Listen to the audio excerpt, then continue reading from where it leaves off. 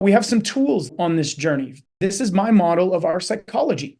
When we understand all of these metaphors and we understand what our brain does, and we begin to collapse all of these things, what we understand through psychology and sociology and ancient wisdom and neuroscience and neurobiology, it begins to build this three-dimensional view of our psychology, what it is to be a human. We have our back, unconscious, and then we have a preconscious on our left that holds all of our awareness of the external world. We have our internal proconscious that is projected that's projecting everything underneath, and then ultimately the external superconscious. We have our higher conscious and our lower subconscious.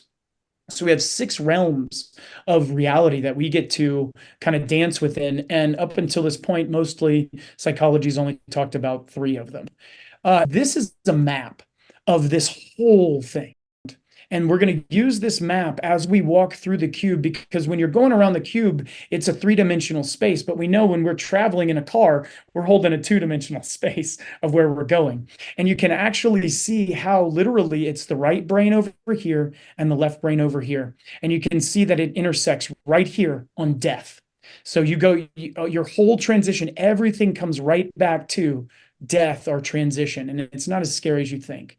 We also have this psychological model that I built so that we can understand all of these different pieces as we begin this journey. And I'm going to use it as we go so you can see it. It's a compass so that we can begin to understand where in our lives, because we, as these psychological models reveal, we develop, but our experiences might expand us in one area, but then we might contract in another one because of maybe a trauma or the way that experience was delivered and how we interpret it.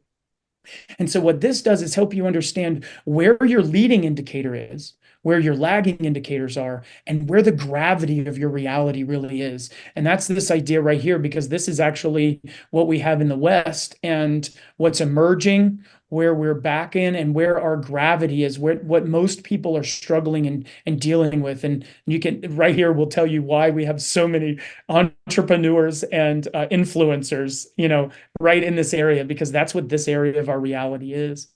I built this. This is the involution and evolutionary model. This is a much larger model that we'll talk about right at the end. And then this is a model of our emotions and how we come into form so that we can work with the emotions, because our emotions hold the subjective reality that we call ourselves. And we term that qualia.